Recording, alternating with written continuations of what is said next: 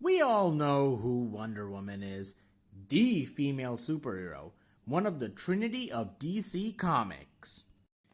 However, why has Marvel been unable to replicate DC's success and promote one of their own female superheroes to that level of recognizability? Is it because most of Marvel's superheroines started off as either part of a team or as a supporting character or as a staff counterpart? See my She-Hulk video to know what that is. Is it because a lot of the early Marvel writers were men who had no idea how to write for a female superhero? Or is it because Wonder Woman's creator was shrewd enough to make sure the rights would revert back to his estate if DC didn't publish a certain number of comics featuring her each year, and eventually DC realized that, hey, we're sitting on a gold mine. We have the first female superhero. Your guess is as good as mine. Anyway, here's a bunch of candidates who could be Marvel's Wonder Woman.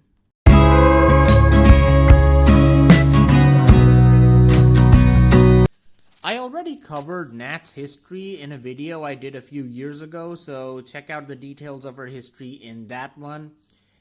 In reality, the Black Widow has at best been a B-lister on par with Daredevil, meaning that even if some of her stories are really good, they haven't exactly translated into mainstream success for the Black Widow.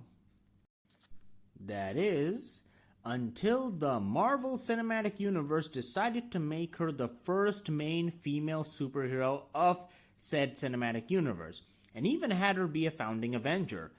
While her books weren't exactly topping the sales charts, they were less likely to get abruptly cancelled. Well, the thing that made her popular also kinda never gave her a fair shake. Black Widow would make a grand total of 7 appearances before getting her own solo movie. For comparison's sake, Captain America appeared in 3 solo features and 4 Avengers movies. Thor appeared in 4 solo movies and the same 4 Avengers movies.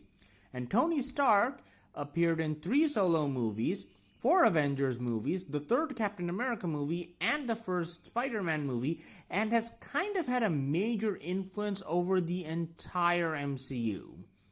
To add insult to injury, her solo feature took place after she died in Avengers Endgame. I'm not gonna lie, that big scene with all the female heroes posing in the final battle against Thanos felt really hollow when you remember that the one who was here first was no longer there. And once her relevance in regards to the MCU faded, so did any chance she had of becoming Marvel's Wonder Woman.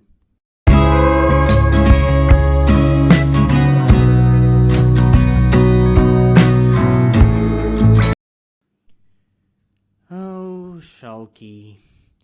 Like Black Widow, I also did a video about She-Hulk where I highlighted how she was a distaff counterpart who was able to carve an identity separate from her more well-known cousin. It did take a while, but thanks to several creators like John Byrne, Dan Slott, and more, as well as stints on both the Avengers and the Fantastic Four, she was definitely a cult favorite.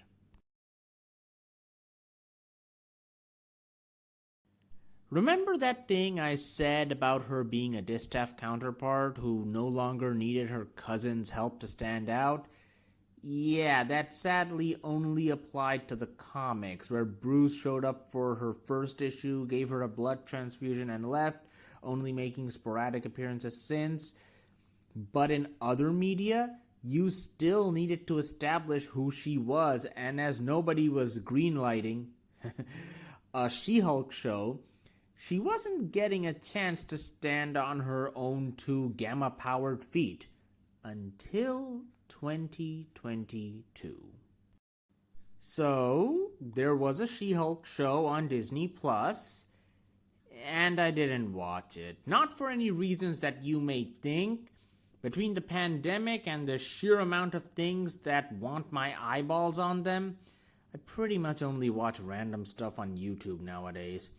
But, like most things in Phase 4 of the MCU, reception to the show has been mixed. Most people appear to have been more excited that Charlie Cox was showing up as Daredevil in that show than anything Jen Walters was doing, which is a huge disservice to the character. So yeah, B-list at best in the comics and mixed reactions outside of them. Definitely not Marvel's Wonder Woman.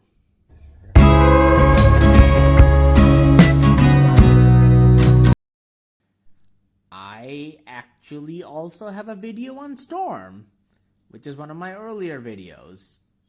You might be able to tell if you look at it.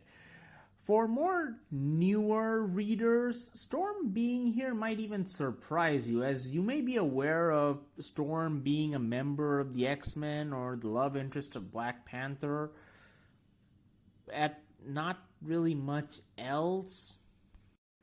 But, as older X fans will be aware, back in the halcyon days of the X-Men, under the stewardship of Chris Claremont, Storm was probably only second to Wolverine when it came to popularity. Storm has never been better written than when Claremont was in charge. What made her so endearing to readers was watching her character grow and develop over time. To the point when she was given a haircut where she looked like Mr. T, I believe it was initially submitted by a fan as a joke. It got woven into her ongoing story so well, most fans now look back on that look with a certain amount of nostalgia. And she certainly isn't suffering from a lack of quality adaptations. The two most notable ones are her appearance on the X-Men animated series, where she was voiced by Iona Morris and later Allison Seeley Smith, and of course the original X-Men movies played by the amazing Halle Berry. You know what happens to a toad when it's struck by lightning?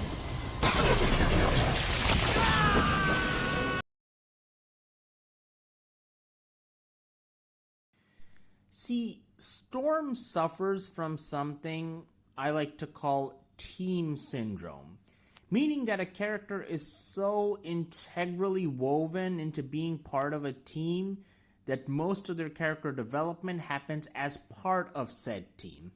This leaves writers very little material to work with when trying to tell solo stories about a character. When it comes to the X-Men, this isn't exactly unique to Storm, as nobody other than the Wolverines have been able to sustain a long-running solo series. Another issue might be the fact that Claremont has defined Storm's character so strongly, she's pretty much remained where she was all those years ago. I'm not saying that she hasn't changed, far from it, but compared to Claremont's work, the only notable difference is the fact she was once married to Black Panther and got divorced. I think a lot of people, more modern creators who grew up with Chris Claremont's work, have a kind of reverence for the character and the way she was handled back then, that they're kind of scared of making any changes. Hell, at one point, even the Mohawk look was brought back for what I'm assuming were nostalgia-based reasons.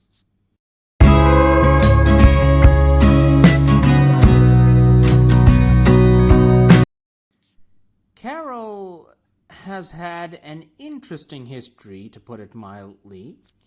She started off as the love interest for Marvel's first Captain Marvel, then eventually got her own powers and series at the height of the first wave of feminism as Miss Marvel, and she would later join the Avengers,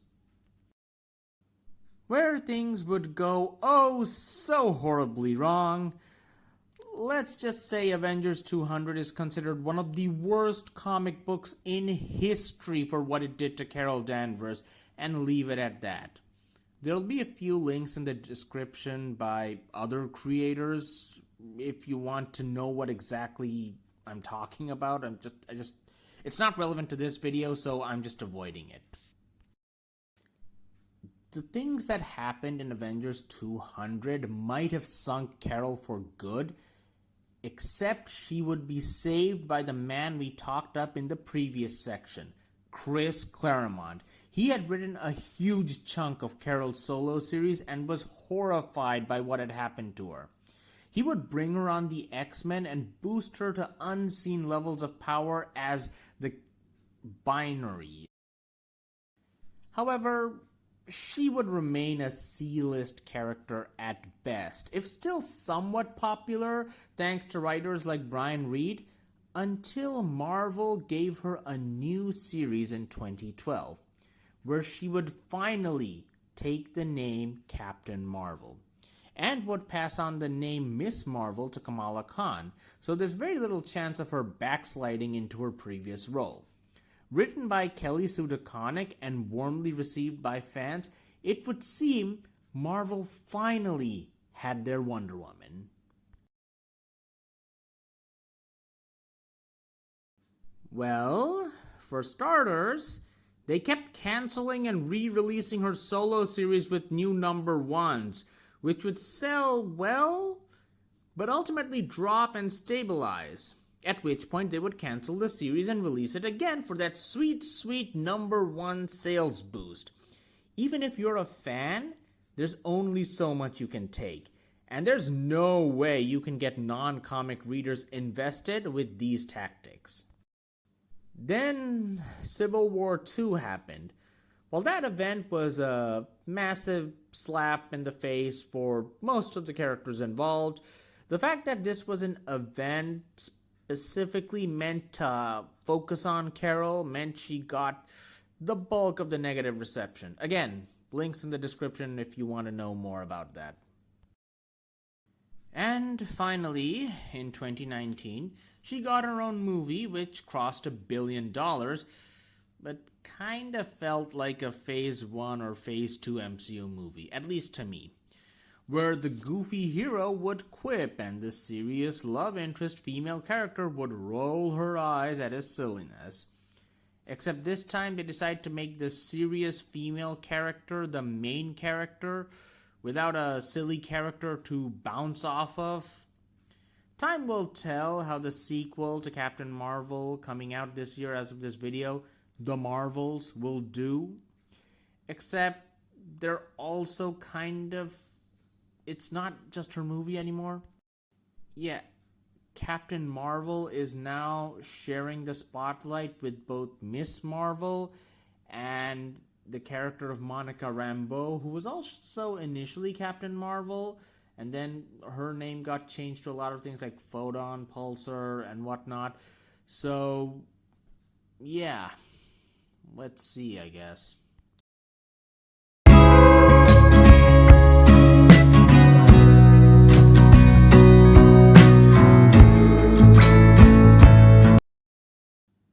Marvel really doesn't have a Wonder Woman, but over time, they have developed their female characters where they are pretty amazing in their own right.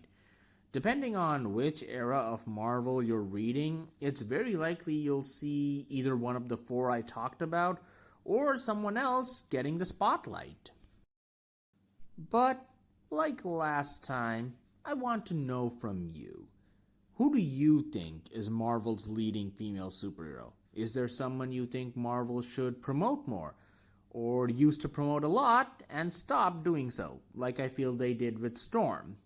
Let me know down in the comments below.